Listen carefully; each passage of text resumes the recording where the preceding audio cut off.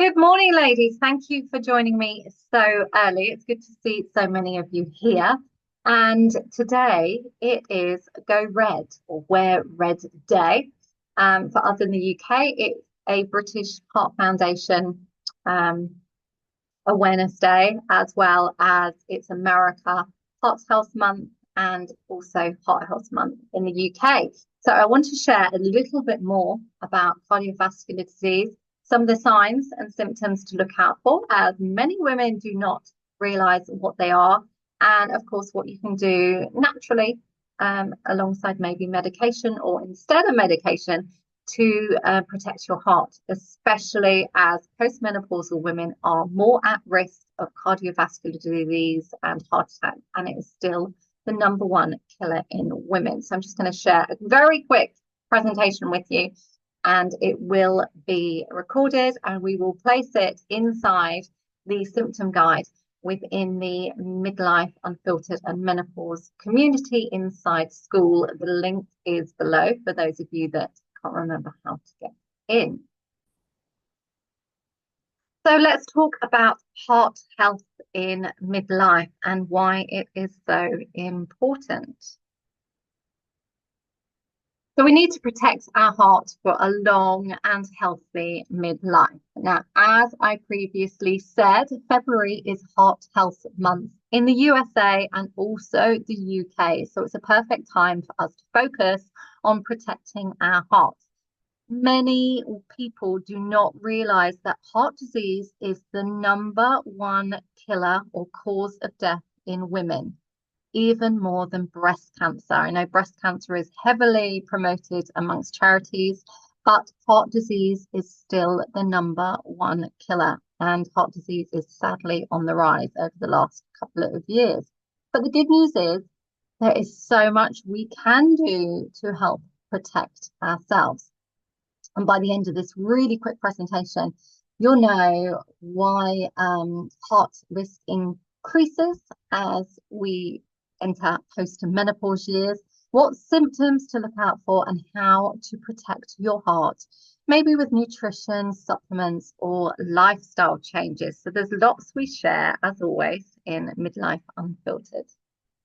Now, I just wanted to share heart disease, cardiovascular disease. It's a subject that I've known about for a long time, and it's something very close to my own heart, excuse the pun. But I come from a family history of cardiovascular disease and strokes. My dad was misdiagnosed when I was 11 years old. He was early 40s, I believe, and he was told that he had torn ligaments when in fact my mum kept saying he has angina. And later they went private. He did get diagnosed with angina. Thankfully, he knew somebody that managed to get him into Papworth Hospital in Cambridge, which is one of the leading heart hospitals. And he had a triple bypass. I think he was age 42. I was 12 years old. I remember it extremely well. Numerous operations since that time. So we were always living on edge, and he passed away at age 64. So he did very well. And my brother's if I showed you a picture of him, you wouldn't believe this. My brother's quite lean, muscular. He had his first heart attack at age 38. He doesn't drink, he eats very clean, but he had his first heart attack at age 38 and he had a stent put in. A year later, age 39, he had his second heart attack where the stent collapsed despite taking medication and doing as he was told, and a further heart attack at 41, thankfully, touch wood, none since. My husband's family also had a strong history of heart health with both parents having angina. I think the father had heart attack at some point, but both passed away of heart failure. And then my husband, he was having classic heart symptoms. The doctor told him his symptoms could be anything, sent him away. The next day he had a cardiac arrest, was put in a coma for 24 hours, thankfully survived that. But he passed away 9 months later, a second cardiac arrest whilst on a bike ride. And he was he was a golf professional, very fit, very lean, ate really well. So it just shows you it's really important to think about your heart health. So let's talk about us ladies. Why are women more at risk post-menopause of cardiovascular disease? This is really important. The risk does go up for women post-menopause. And as I said, it is the number one killer of women across the world.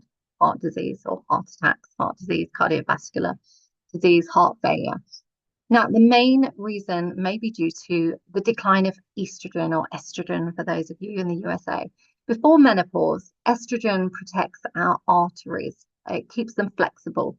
And then after menopause, when we start to lose our estrogen, we lose this effect. So our arteries become stiffer, and this can lead to high blood pressure and also cholesterol changes.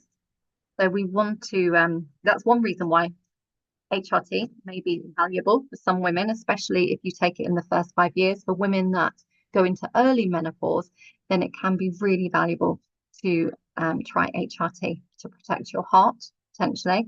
But there's lots of other ways that you can do it as well for women that don't want to or can't take HRT. Now, blood pressure. Blood pressure also increases. It's something that I always have at home is a blood pressure monitor.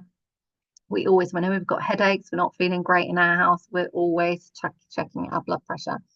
Now, the reason is, again, because those arteries become stiffer, making it harder for the blood to flow. That's one reason. Cholesterol. Cholesterol can increase. So LDL is your bad cholesterol, and it tends to rise while DHL, the good cholesterol, tends to drop.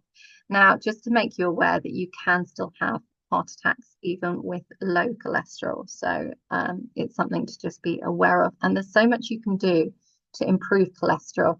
Quite often, doctors, 40, 50-year-old, you are given blood tests where they do check your cholesterol. And if it is slightly high, there is so much you can do with dietary changes, lifestyle changes. Now, another reason is inflammation. We do tend to have more inflammation post-menopause. So gut health, diet, lifestyle changes is absolutely vital. Inflammation within your body, if you're overweight, that can contribute to cardiovascular disease or heart disease. And then we need to think about weight gain and insulin resistance. So more belly fat means that you're at higher risk of things like heart disease and also diabetes. And I'm seeing more and more women who are borderline diabetes now. So it's something that we need to be aware of. And again, there's so much you can do to improve your risks of diabetes too. And there's so much you can do to lose weight. It just takes a little bit more effort and a huge mindset shift when you're in postmenopause years. Now, I want to bring up the symptoms of a heart attack in women, mainly because it is different to men. So, and I've had a few friends that have had heart attacks, and I have told them, I think you're having a heart attack, or I think you've had a heart attack, and it turns out they have had heart attacks. Many women think that a heart attack means that crushing chest pain. You know what you see in the movies with somebody, you know, keeling over, grabbing their chest. Now, I've witnessed many heart attacks and also a cardiac arrest, and it is nothing like that. But in women, it is extremely different. So women's symptoms of a heart attack tend to be more subtle. Instead of that severe chest pain, which even men don't always have, they may feel extremely fatigued. Now, feeling exhausted can be quite normal, but this is feeling exhausted, even just doing normal activities. So maybe just, walking down the stairs, walking to the office, doing the hoovering, things that you would normally do normally. So it's extreme fatigue. Shortness of breath. Now, this is even without exertion, and my friend had this. My friend was a personal trainer, and she had a heart attack. Nausea or vomiting. Now, again, this can be common with men as well. My husband had vomiting and nausea feelings the week or two before his first cardiac arrest. And I said, you've got classic heart attack symptoms. So nausea and vomiting is quite common, especially in the women.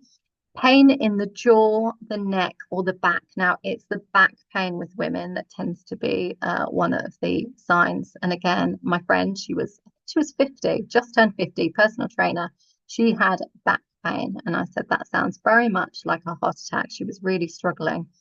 Dizziness or lightheadedness, and then pressure in the chest. But it's not always a sharp pain. It could just be like pressure, maybe as if someone's pushing down, maybe as if you've got some bricks on your chest.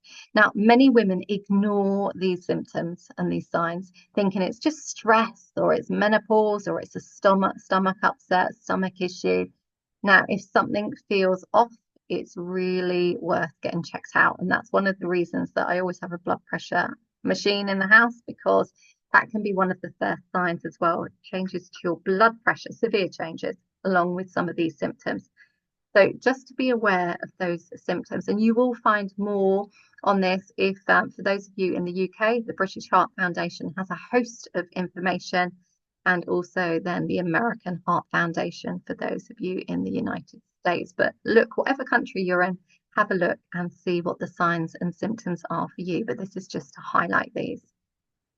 And then I just want to talk about heart failure too. Again, another friend had heart failure. She was gardening and then never felt right since. She had almost a blue tinge to her face and her feet were going blue. And I said, I'm really sure this is, signs of cardiovascular disease. And she ignored it. A couple of months later, really struggling. She had a cough. She was struggling to, we were in London, struggling to get up the escalators, struggling to walk, really slow. And after my friend had a heart attack, she decided to go and get checked out, went to A&E. Turned out she had heart failure. She's on medication a few years later, doing extremely well. So what is heart failure? Heart failure occurs when your heart can't pump the blood efficiently around the body.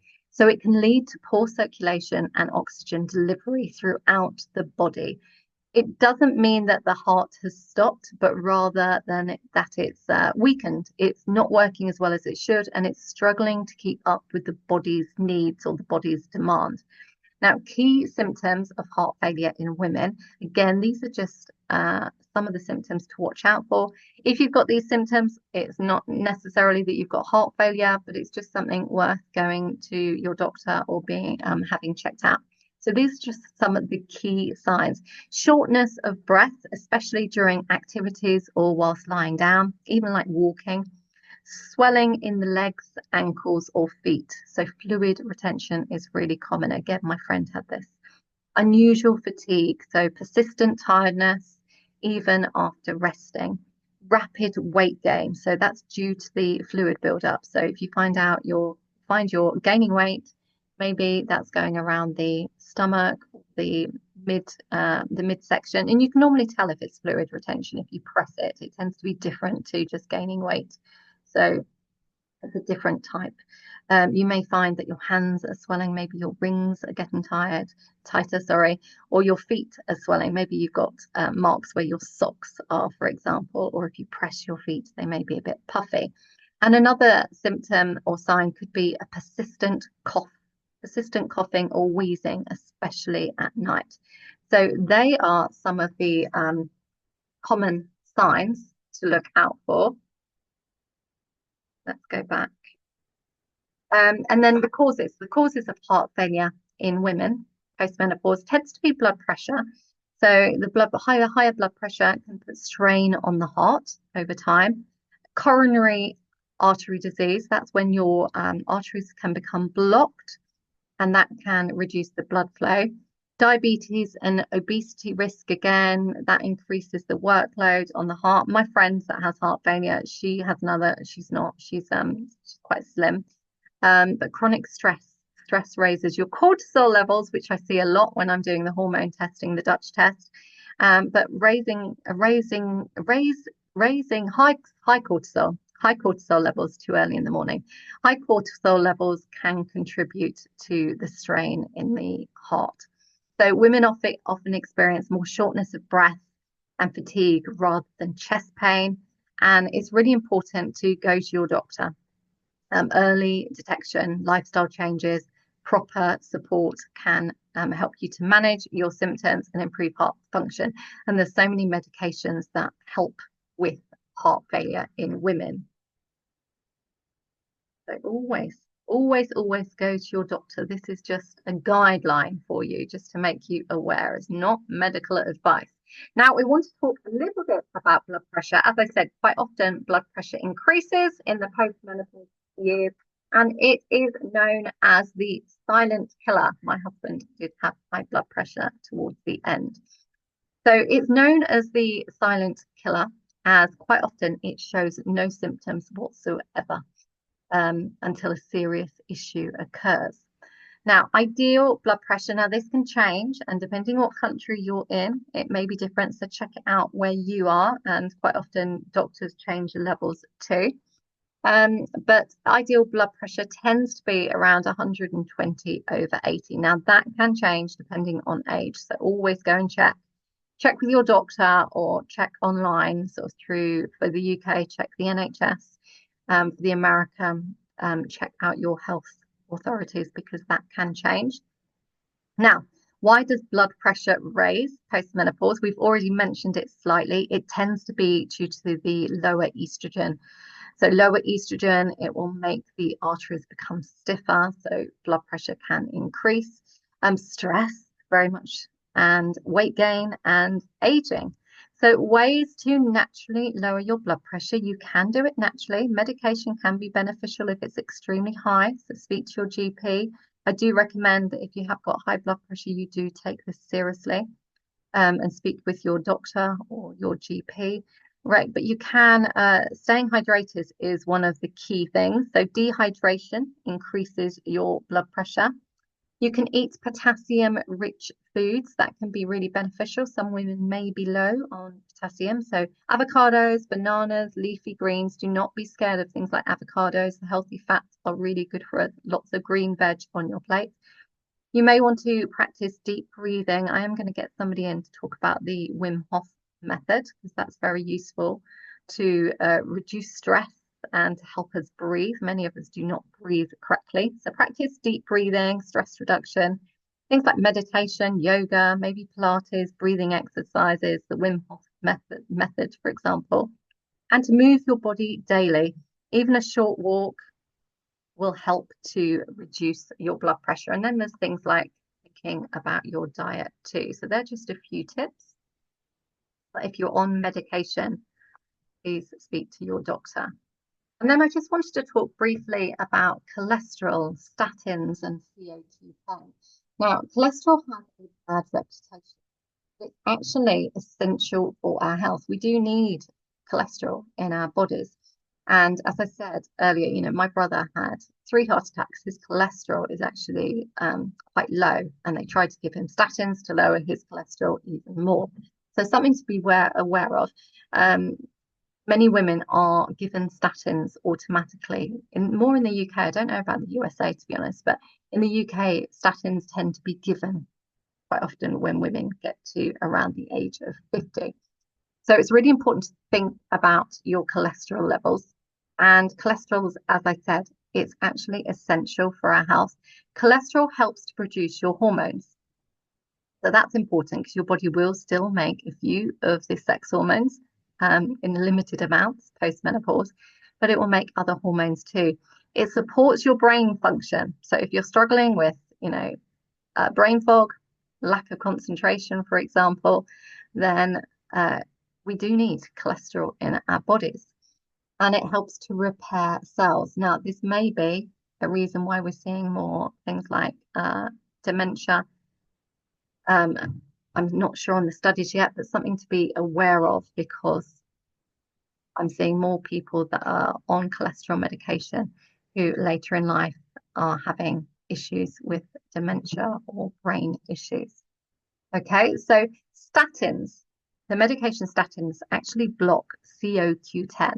Now, COQ10 is a nutrient that is needed for energy and muscle function. It's also really important for your brain.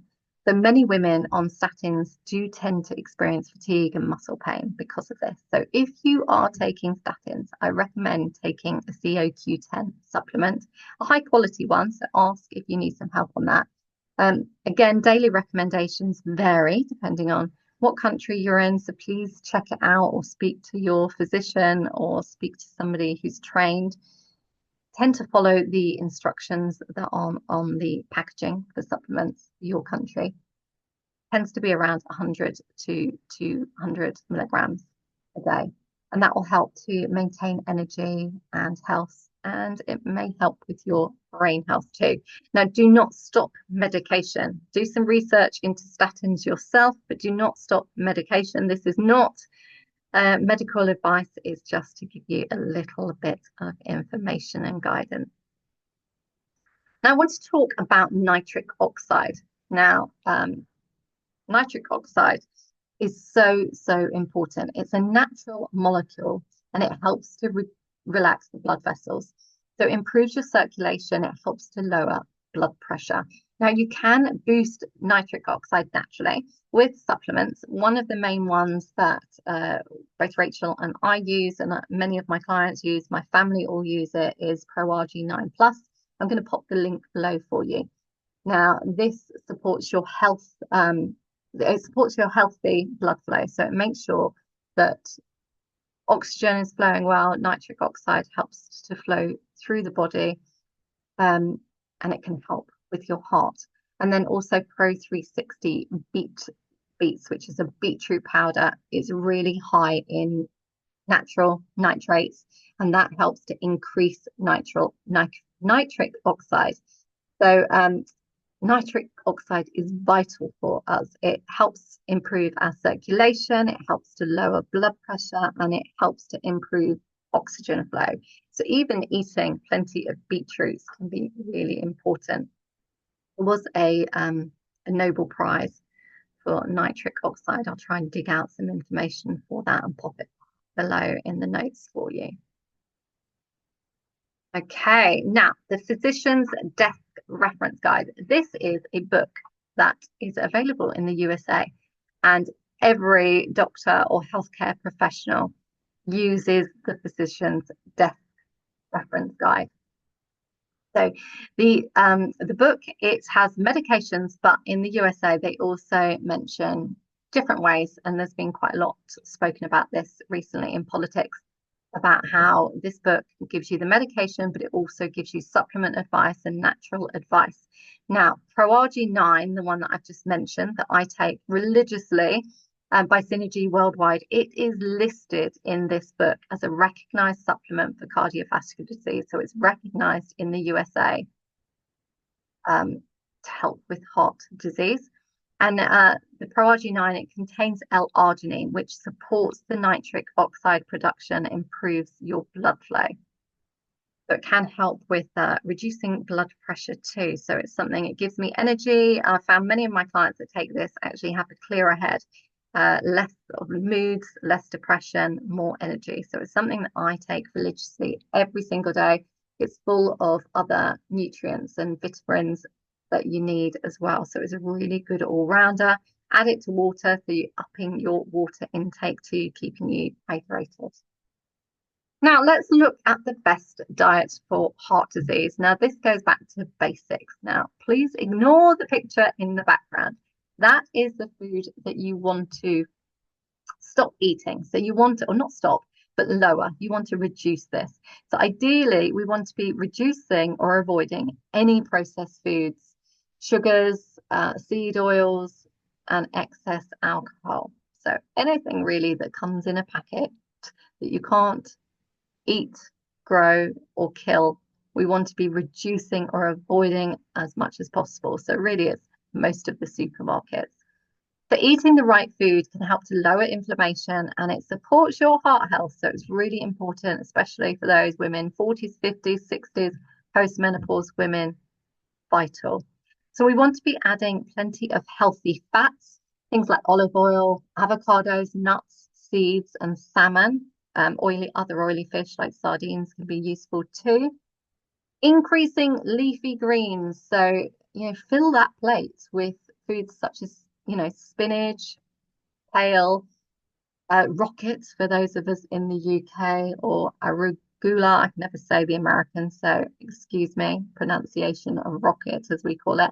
So these are all high in nitrates, and that can help with your nitric oxide. You may also want to take a green powder. That can be beneficial. Ask me about my favorite one too. Tastes delicious. Good for kids too. Thinking about fiber-rich foods, your whole grains, your beans, your lentils. We want to be reducing the white rice or the brown rice. Things like quinoa can be good, buckwheat. So just switching that up as well. There are loads of recipes with whole grains and beans and things in our recipes collection within the weight loss guides. And antioxidants. These are your berries. So the blueberries, the raspberries, pomegranate seeds, all those dark red or purple berries. And also, good news, chocolate. Dark chocolate, though. We want 80% cocoa in that chocolate, but that can be really beneficial for you too. So just thinking about what you're fueling your body with, help protect your heart. And it's going to help with other things too. And then we want to think about exercise. Exercise is vital for us, no matter what age. But the best exercise for heart health is basically moving. We want to make sure that we're moving every single day. Regular movement is one of the best ways to protect your heart. Many of us are not moving enough. So walking, something simple that we can all do. Ideally, 30 minutes a day can help to lower your heart health or heart attack risk. And that can be simple. So people say they haven't got time. For those of you that are working, even taking half an hour in your lunch break to go for a walk, no matter what the weather, parking your car a little bit further away from work, or if you're going to the supermarket or the shops, the stores, park a little bit further away, just get those steps in. So 30 minutes a day can help to lower your risk. Strength training. We need to start lifting more weights. Not only is it going to help to reduce blood pressure, it's going to improve your metabolism, it's going to help to burn fat, building muscle, but it's also going to help with your bones too. So trying to lift weights, if you can go to a gym or find a personal trainer that will teach you how to lift weights properly. And they don't have to be heavy, they can be lightweights, and then you could learn to do this at home. There's plenty of apps that will help you, or videos on things like YouTube or social media, but just learning how to lift properly. And as I said, it doesn't have to be heavy, but always speak to your doctor before exercising to check that you can exercise, especially those of you that do have issues with cardiovascular health. Things like we've mentioned it before, but reducing stress will help to reduce inflammation as well. So yoga, deep breathing, meditation, things like that can be all beneficial. Trying to reduce the stress. Pilates maybe. Swimming can also be another one that can be quite useful for cardiovascular disease, or walking in a swimming pool maybe. Aqua Zumba, moving, just do something that you enjoy. So then just some final takeaways for today, because I know you've all got a busy day. As many of you are nipping off to work now. So let's just quickly recap on some of the key takeaways from today. So the first thing I want you to do is to understand the symptoms, or know the symptoms of heart attack in women, as it is very different to men. So you can go on, as I said, I have mentioned some within here, so go back and watch this again, or go on to, for those in the UK, the British Heart Foundation, the American Heart Association, and find out what those signs are for you so that you're aware, and watch out for friends as well. See if you notice this in anyone else. Please advise them to go to the doctor. If you're having heart palpitations, that's another reason. Just get checked out by your doctor. It's quite often, it can be a sign of perimenopause, menopause, but just make sure you're getting checked out. Monitor your blood pressure and cholesterol. So blood pressure, have a machine in the house, or go to your doctor's surgery regularly. Quite often pharmacies have blood pressure monitors as well. So it's worth going to get checked out on a regular basis. Do not ignore your numbers. If they are high on a consistent basis, ideally you would take your readings at least 3 times. Try not to take your reading after eating or drinking a hot drink or something, or spicy food, because that can increase it. But take your blood pressure Reading at least 3 times, monitor it throughout the day, and please go and get it checked out if you are unsure or if you feel it's too high. Do not ignore that. It is a silent killer. Take CoQ10 as a supplement if you're on statins. It will help with your energy. It's going to help with your brain. It's going to help muscle function. Thinking about boosting nitric oxide, as I said, I use supplements, ProRG, Pro 360 beats for me. I mix the two together, but you can also do it with food that I mentioned earlier, all your green foods, really amazing. Eat an anti-inflammatory diet, so reducing all the, I'm going to call it crap, the carbs, the refined sugars, the alcohol, the processed foods, and general sugars. So the packaged food, try to remove that as much as possible. Eating whole foods, your pulses, your whole grains, eating things that you can pick, grow, or kill, ideally. And staying active, making sure you move, even a small amount of movement every single day will all add up. And your heart works for you 24/7. So let's all show it some love for Go Red Heart Health Awareness Month. And we've also got Valentine's Day coming up. So let's look after our hearts. And if you've got any questions, pop them below, come back to me. As I said, this is just for your information. It has been recorded and it will be inside our community group. So if you're not inside the community, Midlife Unfiltered and Menopause, if you head to skool.com, there is also an app. So search in the App Store of your phone for Skool Communities and then search for Midlife Unfiltered and Menopause. And when you join the group, it will be in the classroom features under symptoms. And if you look for heart, you will find it there.